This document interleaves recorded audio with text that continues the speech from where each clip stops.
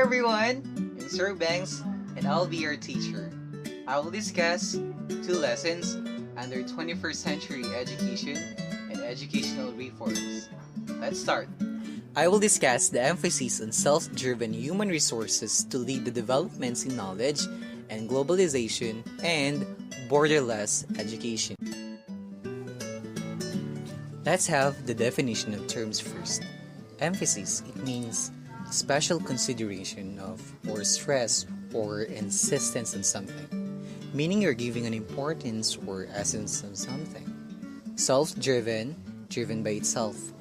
Human resources are the people who make up the workforce of an organization, business sector, or economy, like teachers, accountants, businessmen and women, and the like.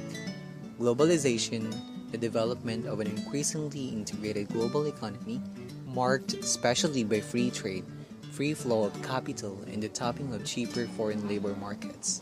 And lastly, we have borderless education. It encompasses a wide range of activities from online training, offshore campuses, technology-assisted teaching, and franchising of curricula.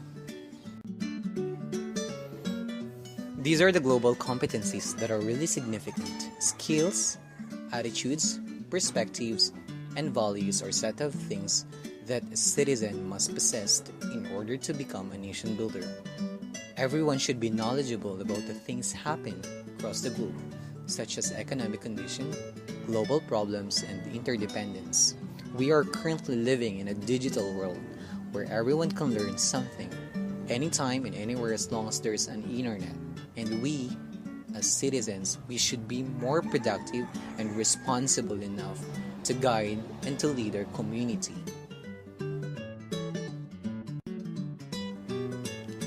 As teachers, we have to upgrade our students to become a digital or global worker or an innovator or entrepreneur. And how do we do it? We need to think the school as global enterprise where the education is in the age of globalization. But of course, we need inputs like physical environment, leadership, learning facilities, quality of a teacher, diverse opportunities, and I think the most important is the student's voice and global connections.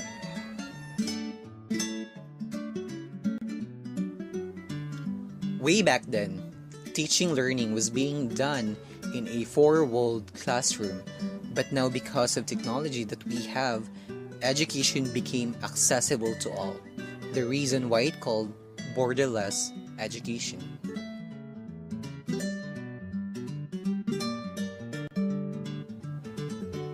Using the tools available now through technology, a teacher can now teach hundreds, perhaps thousands of students at the same time. In summary, if we have these global competencies, we could help our nation to become a better one. And today's education is now borderless. We have no any excuse or reason not to become a better one or a better learner. I think that's all for today. I'm Teacher Banks. Hope you learned. Thank you and goodbye.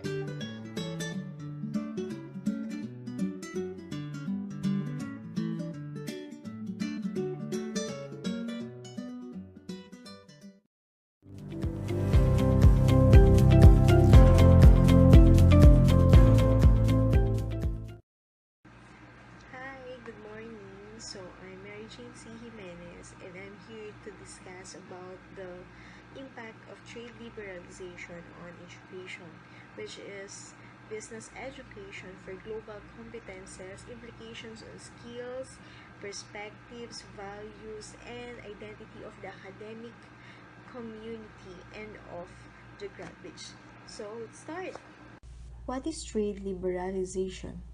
Trade liberalization is a progressively and systematically promotion of freer trade in services by removing many of the existing barriers to trade.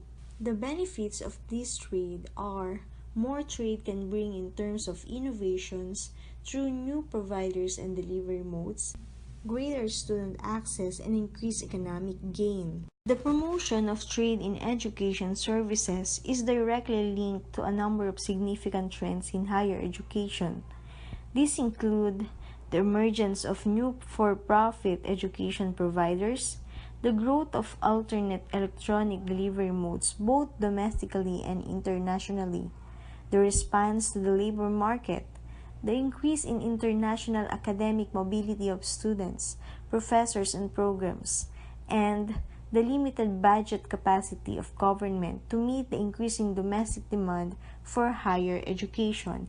In short, these trends are contributing to, as well as responding to, the expanding business of cross-border delivery of higher education services. What are the impacts of trade liberalization to the academic community and to the graduates? First is the student access. Government and public education institutions have keenly felt the responsibility of ensuring access to education. In many, if not in most countries, this is a challenging issue, as the demand for higher and adult education is steadily growing, often beyond the capacity of the country to provide it.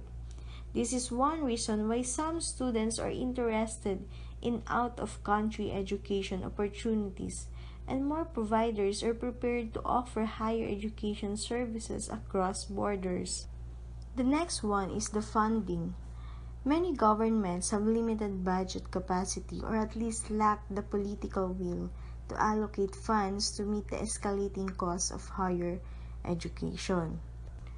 Then we have the regulation of foreign or cross-border providers. The development of a regulatory framework to deal with the diversity of providers and new cross-border delivery modes become more critical as international trade increases. In some countries, this will likely mean a broader approach to policy, which involves licensing, regulating, monitoring both private profit and non-profit and foreign providers in order to ensure that national policy objectives are met and public interests protected. Then we have the recognition and transferability of credits. New types of education providers, new delivery modes, new cross-border education initiatives, new levels of student mobility, new opportunities for trade in higher education. All this can spell further confusion for the recognition of qualifications and transfer of academic credits. Then we have the quality assurance and accreditation. It is clear that national quality assurance schemes are being challenged by the complexities of the international education environment.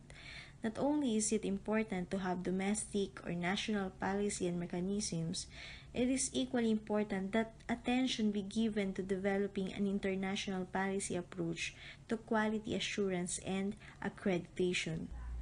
Last but certainly not least is the issue of culture. Education is a process through which cultural assimilation takes place.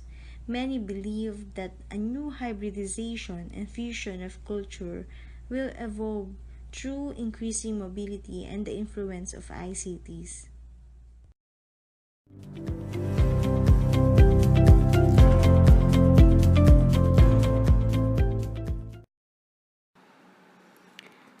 Hi, I'm Anna Victoria Cruz, and my report is all about developing global learning communities and networks of knowledge workers. Globalization in the 21st century continues to bring about many new political, economic, social, and technological developments. Today's students therefore tend to be more digitally savvy, socially connected, and more democratic in their worldview. The new reality has placed greater demands on educators in all countries to create more contemporary learning environments that reflect the nature of life on our planet. To that end, we believe that virtual global learning communities have the potential to create more authentic and experiential learning spaces for students.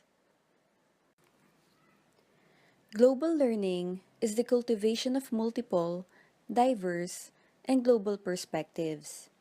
It allows one to develop the intercultural competencies necessary to become a global citizen who can understand issues from multiple perspectives and gain a deeper appreciation of and tolerance for diversity of all types.